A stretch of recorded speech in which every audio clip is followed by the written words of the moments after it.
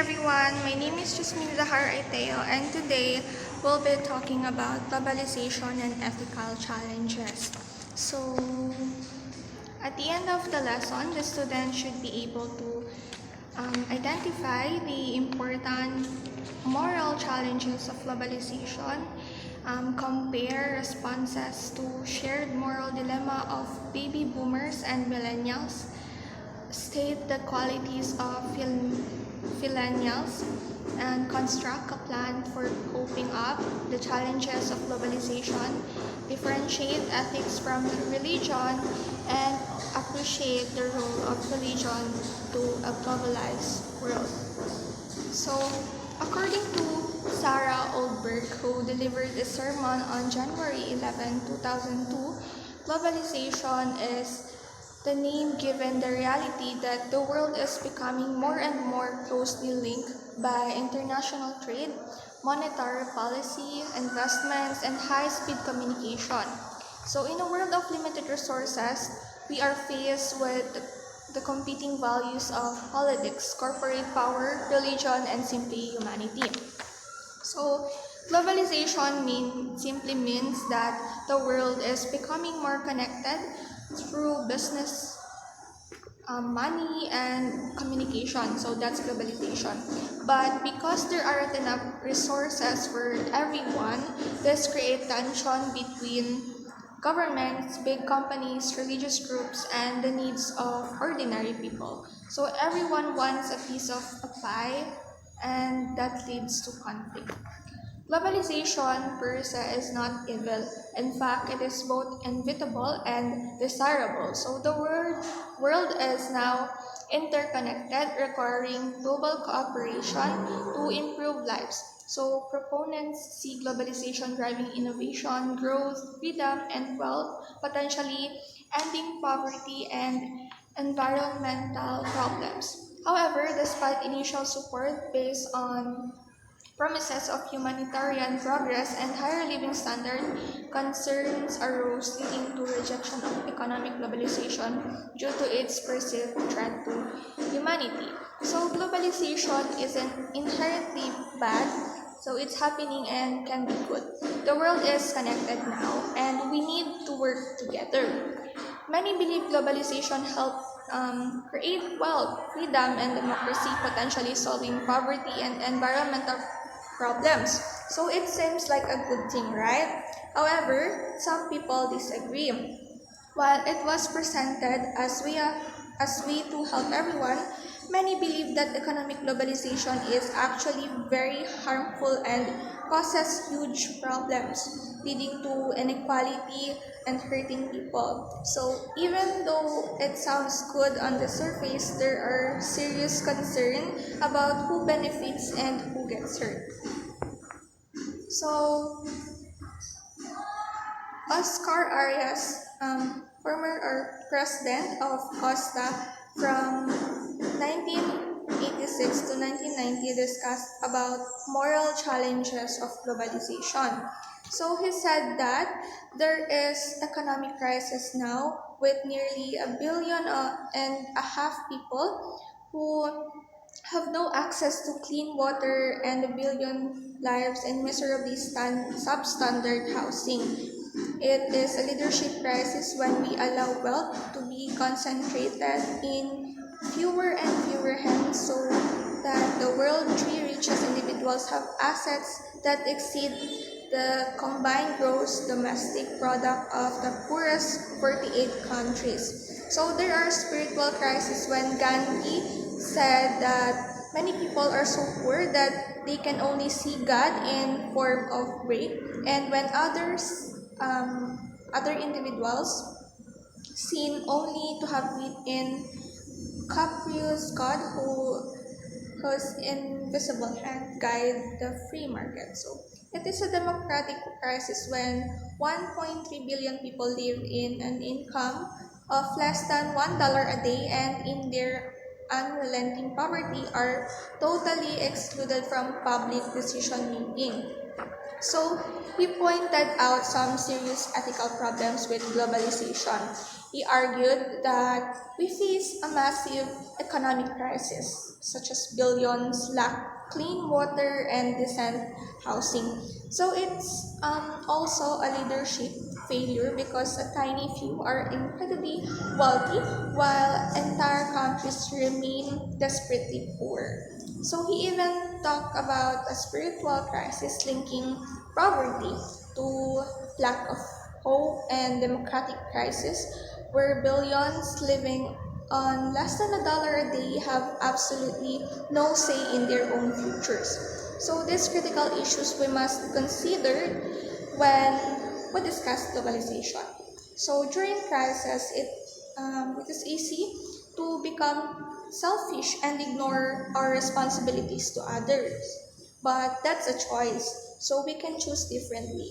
We can reject the values of greed, militarism, and unchecked wealth, and instead focus on our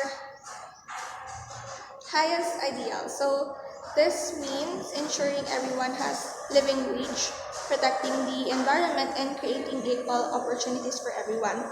So we need to act on these long-held values and expand our compassion to include the entire world. So we have a chance now as the world heals from past horrors to build a truly global community based on justice, democracy, and peace for everyone. So that's all. Thank you. Hi everyone, my name is Farha Ayunda. So my topic is about human security. Human security is about the first step for forward global thinking requires that we adopt a definition of peace that goes beyond the short-sighted demands of national security. To this end, the United Nations Human Development Program stresses the need for us instead of to think of peace in terms of human security. This distinction bears frequent repetition. Human security is not just a concern with weapons, it is a concern with human life and dignity. The martyred Salvadoran Archbishop Oscar Romero eloquently expressed this idea. He told his people that the only peace that God wants is peace based on justice. Indeed, how can we say that there is peace when thousands are made to work in dehumanizing condition? How can we say that there is peace when the United States builds more prison and fewer schools? How can we say that there is peace when millions go hungry? In the age of globalization, those who make peaceful change in our economy, politics, and morality will make inevitable the future conflicts arising from the unacceptable inequalities that we described earlier. So, human security, this passage emphasizes that true peace goes beyond national security and focuses on human security, which means ensuring people dignity, rights, and basic needs. It's highlight that peace cannot exist where there is injustice such as poverty, hungry, poor working condition, and lack of education. Real peace must be based on justice and equality for all. Good day to each and everyone. My name is Kenneth Earl M. Lozano, and today I will be reporting about democratic values. So, democratic values are the basic ideas that supports a fair and free society like equality, freedom, justice, and the right for the people to have a say in decision through voting. The second step in global thinking is to expand our understanding of democracy. Too often, democracy is discussed only in its most formal mode. People are satisfied that democracy has a place in the constitution of the state but make no room for democracy in the constitution of their own soul. They do not let it affect their daily interactions, their personal relationship, or their professional ambition. For this reason, some of our greatest leaders have called for profound change in our values. But a democratic revolution is not merely sentimental and individualistic. Yes, it demands change in the way we live. and the way we understand ourselves, but it also promises to change the structure that governs our society. For, at its core, democracy is a radical philosophy of civic participation. It is the faith that through public dialogue and inclusive deliberation, democracy rests on the need for all citizens, not only the most powerful people, to be able to influence meaningfully the political and economic institutions that affect their lives. As people begin to renew their faith in democracy, each of them must reconsider the privileges they enjoy as a citizen in a prosperous country, such as the Philippines, and as beneficiary of this fine college university. As a student, you must embrace the responsibility that comes with this privilege. In this democratic country, there is no room for guilt, but only for compassion. The point of this is to not feel guilty about the privileges you have received, but to feel always committed to the struggle to guarantee that all people may live in such dignified lives. There is no place for registration, but only determination. Although world problems may seem overwhelming, you must be determined to make your own mark against poverty, terrorism, corruption, and inequality. There is no stopping now. Instead, you must expand your solidarity, your concern for health and well-being of others, and of course, don't forget yourself and remember saving Tagalog. Good day everyone, I am Ansu Taksin from BSN1B, and today I will be discussing the millennials and millennials and also the 8 traits or qualities of millennials. So what is millennials and millennials? So millennials are born roughly in the 1980 and 2000, are also known for their strong familiarity with digital technology, media, and communication tools. In the Philippines, they make up about a third of population and are becoming key players in business, politics, and society. While shaped by global trends like liberal politics and economic shift, they were also heavily affected by the Great Recession, facing high unemployment and economic challenges. Despite this, they are entering their prime years, influencing both workplace culture and future generation. So let's discuss the 8 traits or qualities of millennials. Namely, they are confidently independent, comfort in the flock, simplicity. They want to experience engaging in business, creatively achievers, uniquely, no brand boundaries, and lastly, the multitasker. So let's explain first what is the traits qualities of millennials. So millennials often referred to as youths, a powerful and influential generation that marketers should not overlook, making up around 85% of the workplace.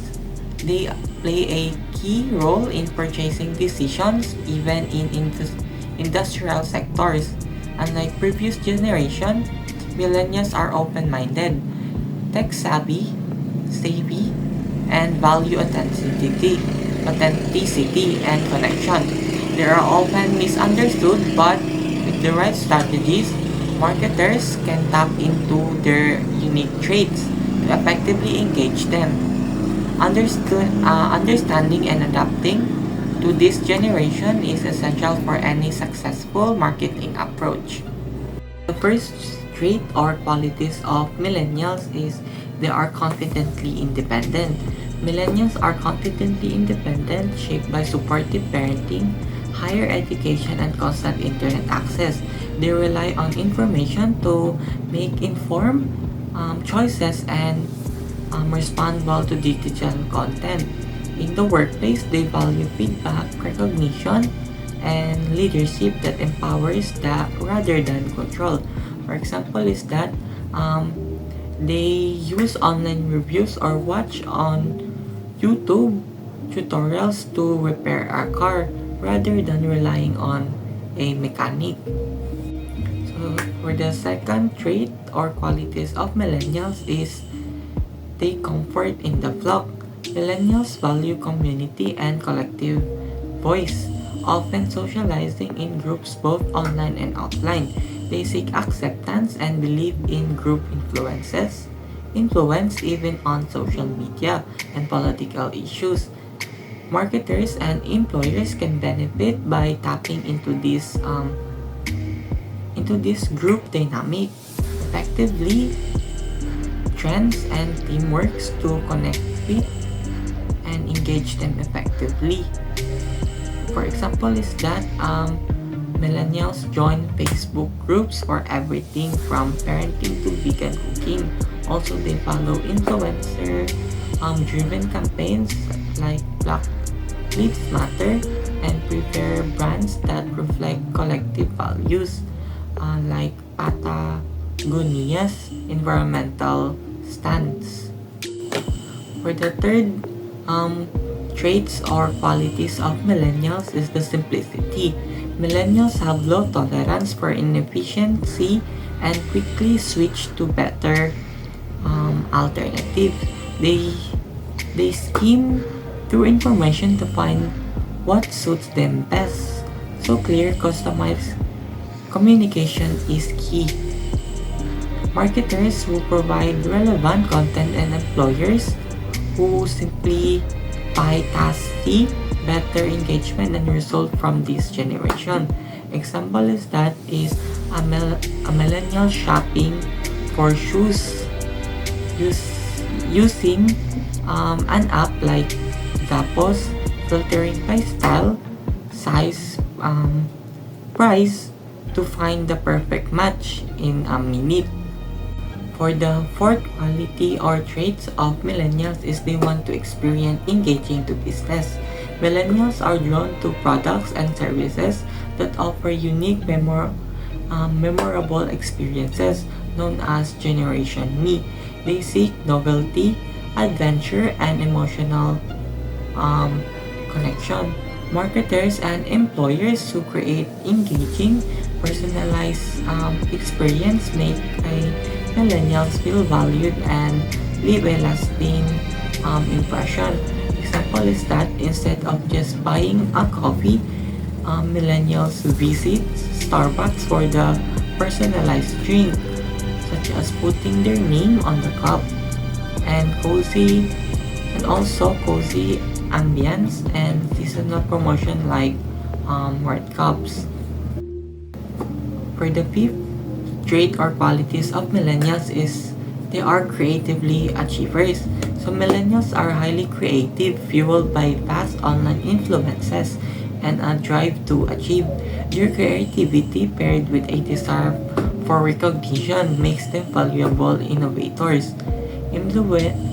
Employers who nurture this thrive on fresh ideas, while marketers who involve millennials in transcending efforts gain public appeal and stay ahead. For example, is that a millennial employee pitches a creative social media strategy, artists, um, ah, creative social media strategy using trend memes and gets it implemented on any platform such as Facebook, or a side hustle artists grow or a side art hustle artists like making sticker shop on Etsy using clever relatable design that go viral on TikTok. For the sixth quality or trait of millennials is they are unique. Millennials quickly adapt social fads.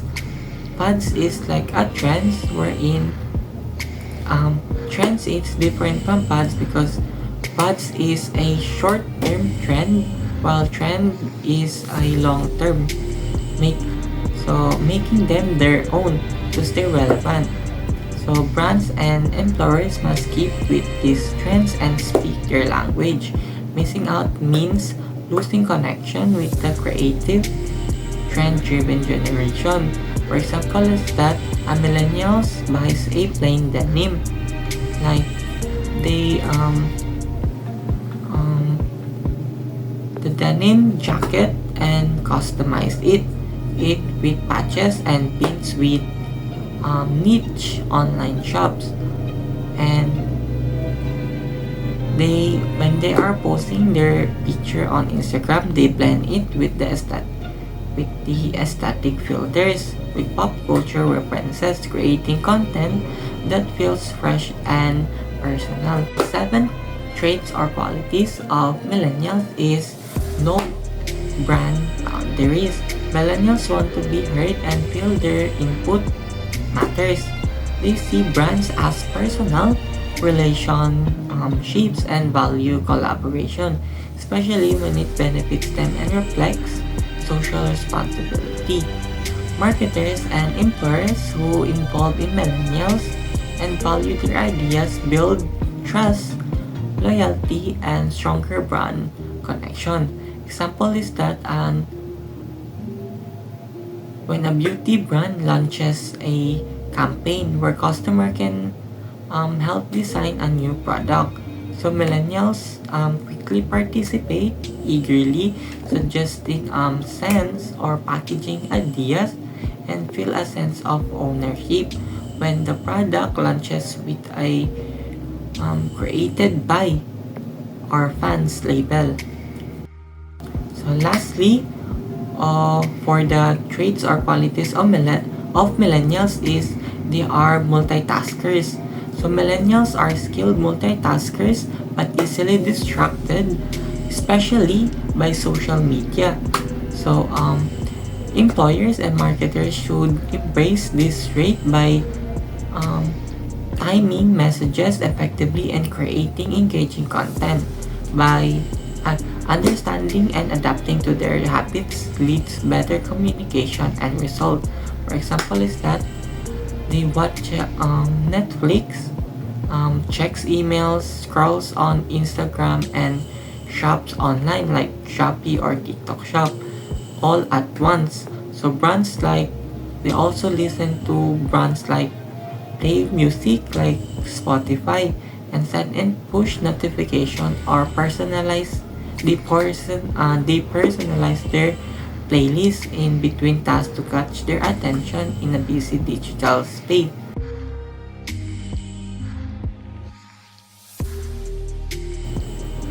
So that's all for my report. I am Ansu Tatsin from BSN1B. Good day everyone, I am Kumar Estupul from BSN1B, and today I will be discussing about the moral challenges of globalization. So my topic that was assigned to me is the 7 qualities of millennials that can make them excellent employees. There are still other qualities that millennials possess over those mentioned above. According to Deloitte Consultancy, it is not true that millennials are demanding, difficult to manage, and less qualified. Thus, the consulting firm enumerated the traits of millennials that can help improve the business. So, while many people believe that millennials are demanding, hard to manage, or less qualified, Deloitte Consultancy challenges these stereotypes. According to the Deloitte Consultancy, millennials possess unique qualities that can significantly contribute to the growth and success of a business. So, these traits are: number one, they think of innovation as a science. Millennials love to think on something novel. They're incredibly disciplined about on innovation. The 2018 survey found that 80% of millennials say that innovation can be learned and repeated rather than being spontaneous and random. So, one strong quality that makes millennials excellent employees is how they approach innovation. Unlike the common idea that creativity is just random or spontaneous, millennials believe that innovation is something that can be learned, practiced, and improve over time. A 2018 survey showed that 80% of millennials think innovation follows a process. They are not only interested in new ideas, but also very disciplined in how they develop and apply them. They enjoy experimenting with new things and are eager to find better ways to do tasks or solve problems. So these mindsets help them bring fresh, useful ideas into the workplace. It also means they are likely to contribute to a company's growth and success by constantly looking for ways to improve products, services, or systems. Next, number two, they believe in profit motive. Millennials said that it is acceptable for businesses to make a profit from innovations that benefits society, especially if it is done ethically and has a positive social impact on the community. So another great quality of millennials is their view on profit. They believe that it's okay for businesses to earn money as long as it's done in the right way. For millennials, it's important that profits come from ideas or innovations that help people and make a positive difference in the community. They support businesses that act responsibly and care about social issues. If a company can make money while also doing good for others, millennials see that as a win-to-win situation. This mindset can help companies stay both successful and socially responsible. So, number three, they could build a business. Many millennials have a strong desire to build something of their own. So, in a recent magazine survey, 55% of millennials say they would like to start their own business one day, and 61% say hard work is the key to success. So, this shows their drive, independence, and willingness to take on challenges. Another survey showed that roughly 70% of millennials see themselves as working independently at some point, rather than being employed within a traditional or organizational structure, capturing that entrepreneur spirit can energize a business while these future leaders are beginning to build their careers. So, this entrepreneurial mindset can bring a lot of energy and creativity to the workplace. When companies recognize and support this spirit, they can benefit from the fresh ideas and strong motivations millennials bring, especially as they begin to grow into leadership roles. So, moving on to the number four, they are motivated to accomplish something. As a new generation group, millennials have a lot of education and sometimes a lot of debt. The Pew Center say that the millennials have higher levels of student loan, debt, poverty, and employment, and lower levels of wealth and personal income than the Generation X and baby boomers at this stage in their lifespans. As a new group, they are motivated as a generation team that will work very hard. Millennials are a motivated generation, driven by the challenges they face. Many millennials have pursued higher education, but they often carry significant student loan debt. According to the Pew Center, they, they also experience higher level of poverty, unemployment, and lower personal income compared to Generation X and baby boomers at the same point in their lives. However, these challenges have made motivates millennials' determination. They are committed to working hard to overcome obstacles and achieve their goals. As a generation, millennials are motivated to make a meaningful impact and succeed despite the hardship they may face. This drive can make them powerful contributors to any business as they are determined to accomplish something significant in their careers and lives. So number five, they hate bureaucracy more than you do. CEOs usually want to build a culture of innovation and risk taking to get rid of bureaucracy. Millennials likewise hate bureaucracy more than employer and business leaders. Survey shows that the biggest barriers in innovation are management attitude. 63% and operational structures and procedures, which is 61%. Millennials have a strong aversion to bureaucracy, often more so than employers or business leaders themselves. Many CEOs aims to build a culture of innovation and risk-taking by eliminating unnecessary red tape. Millennials share this sentiment and are particularly frustrated by rigid structures. So according to a survey, the biggest barrier of innovation for millennials are management attitudes, which is 60%, and rigid operational structures and procedures, which is 61%. They prefer more flexible, open environments where new ideas can flourish without being showed down by unnecessary bureaucracy. This dislike for bureaucracy drives millennials to push for faster decision making and more creative, agile ways of working, which can be beneficial for businesses seeking to stay competitive and innovative. And lastly, they will put some muscle into your corporate culture building.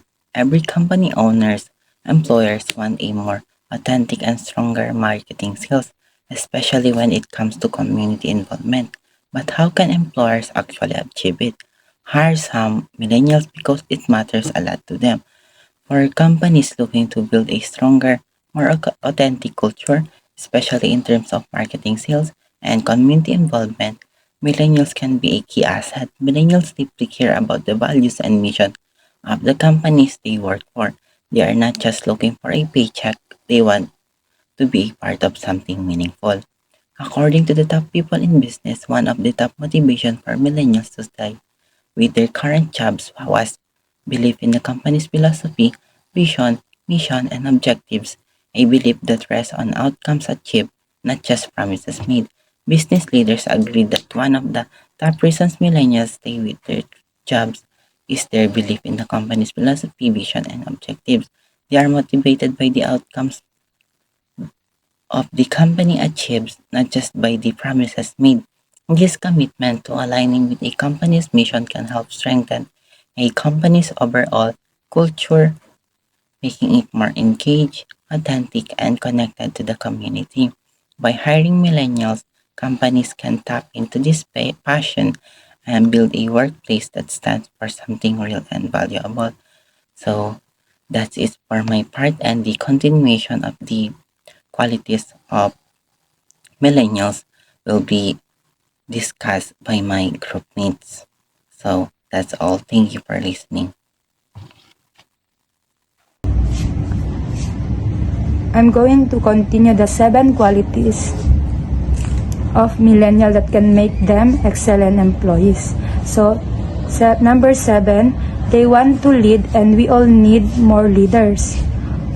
Almost 1 in 4 millennials are asking for a chance to show their leadership as skills.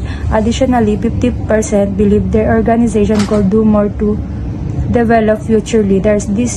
There is no organization anywhere that would not want to build a stronger leader of leaders ready to take on new challenge in this contemporary world. So that many millennial wants the opportunity to lead with half believing their organization should do more to develop future leaders. In today's world, every organization benefits from building strong, capable leaders ready to face new challenge. That's all.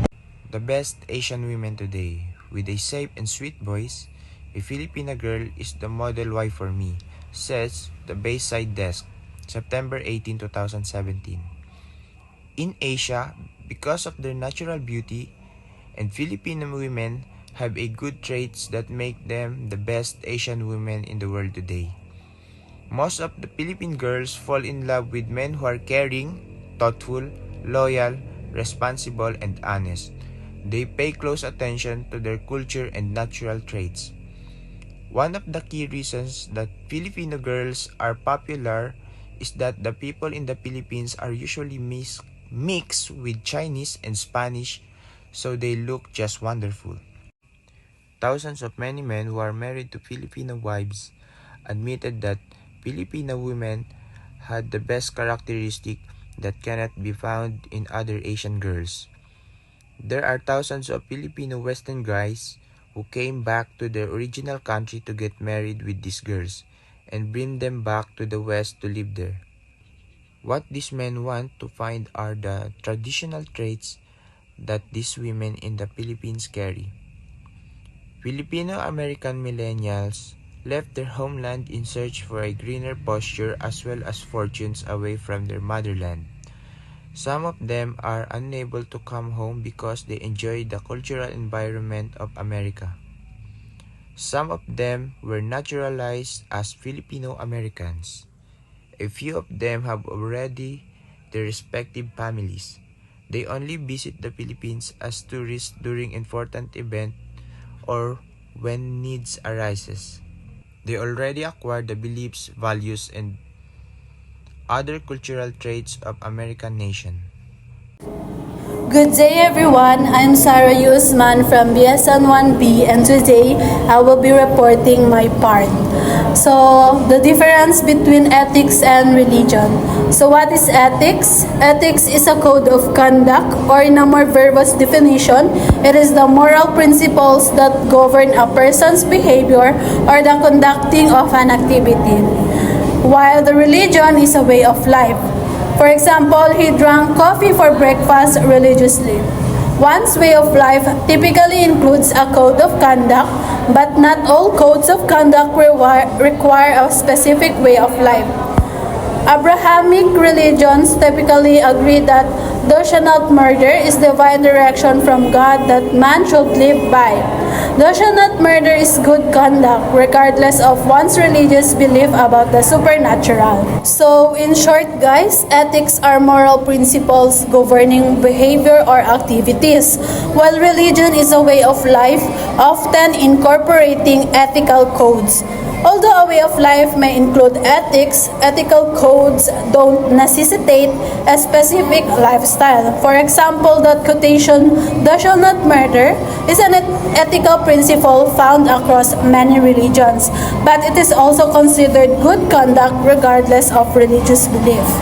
So, another way of differentiating this, all religion is a means of providing an ethical compass for the common man. Hinduism at a later date, or any religion for that matter, by creating a fear for a vindictive God and a prosperous afterlife, instilled fear in the minds of the uneducated masses. Without that, fear like an ignorant child, man would have an incentive to follow the ethical values. So another way of differentiating this, all religion is a means of providing an ethical compass for the common man. Hinduism at a later date, or any religion for that matter, is creating a fear for vindictive God and a prosperous afterlife. Instill fear in the minds of uneducated masses. Without that fear like an ignorant child, man would not have an incentive to follow ethical values. So on December 20, 2015, Abhyuday sang differentiate ethics and religion. He stated that religion is an organized collection of beliefs, cultural systems, and worldviews that relates humanity to an order of existence. He also stated ethics is also moral philosophy, is the branch of philosophy that involves systematizing, defending, and recommending concepts of right and wrong conduct. Ginagamitan natin ng religious belief yung ethical conduct na ginagawa natin. For example, yung religion natin is takot tayong gumawa ng masama kasi nakalagay or nakasaad sa ating religion na masamang gawin yon, at kung nakagawa naman tayo ng mabuti is parang rewarding siya sa pakiramdam natin or sa feeling natin dahil naniniwala tayo doon, nakasaad yun sa ating religion. Parang nag-vice versa lang yung ethics at yung religion, no? So, one perspective is that religion provides an ethical compass and using fear of divine judgment and reward to encourage ethical behavior. So, yun nga, parang nag-vice versa lang talaga yung religion at saka yung ethics.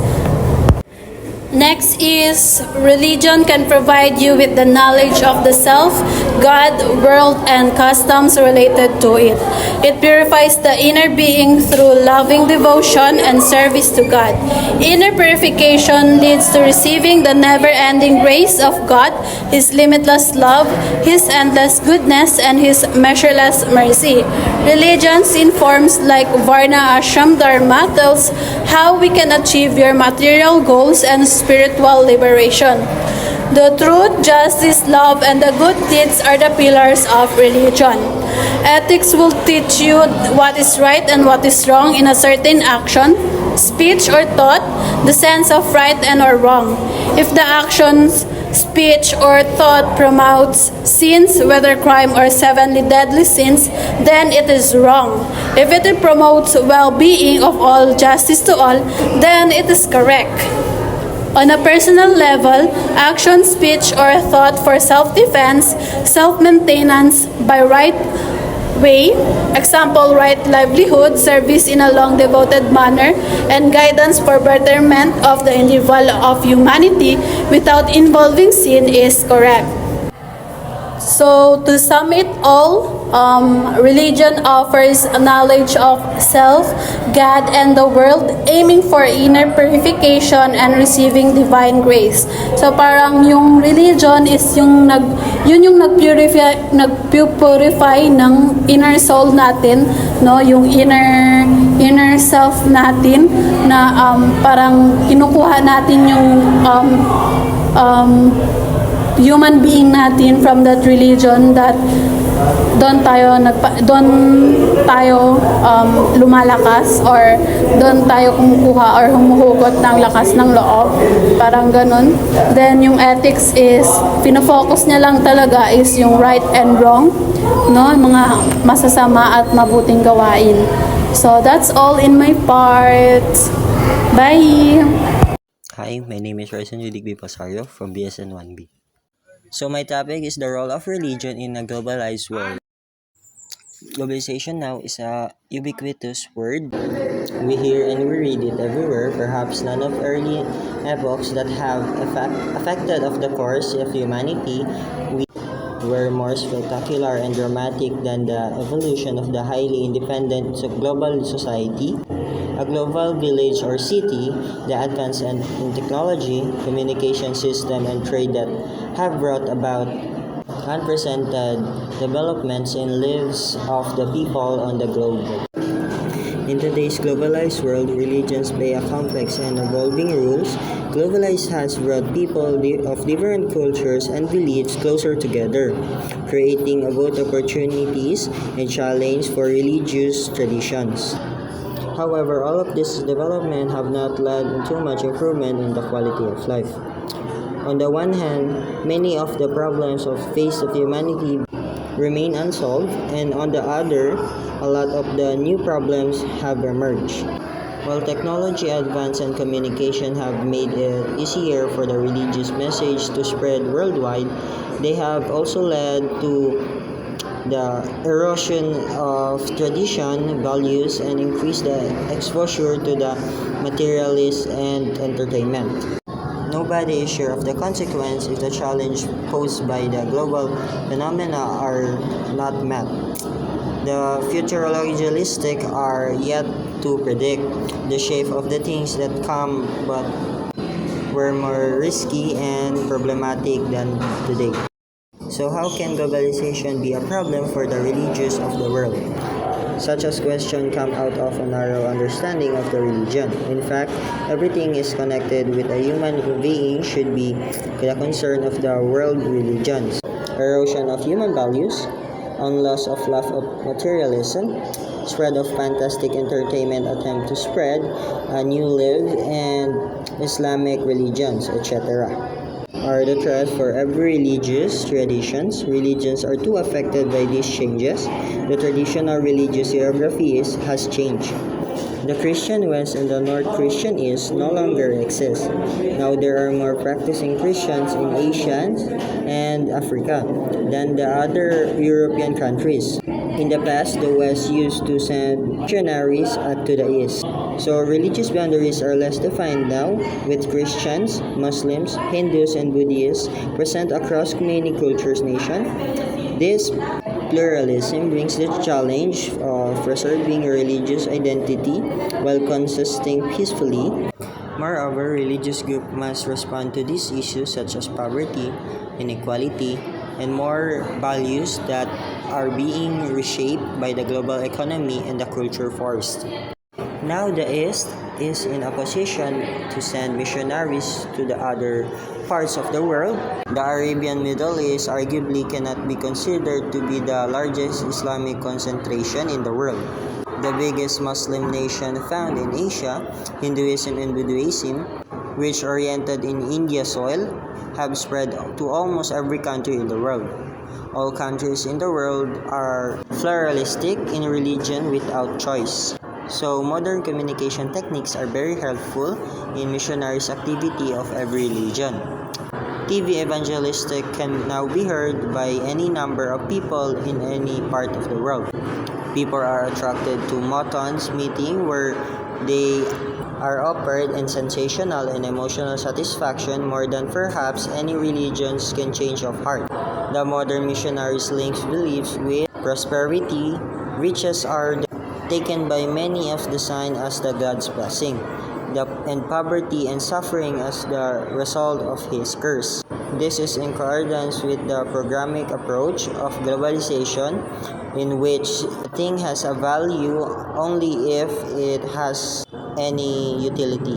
So in modern communication tool has enhanced religion's outreach but also risks reducing deep spiritual changes to superficial experience. Therefore, religions are called to engage critically with globalization to maintain their relevance and more guidance in an interconnected world. So the next topic is, what is globalization?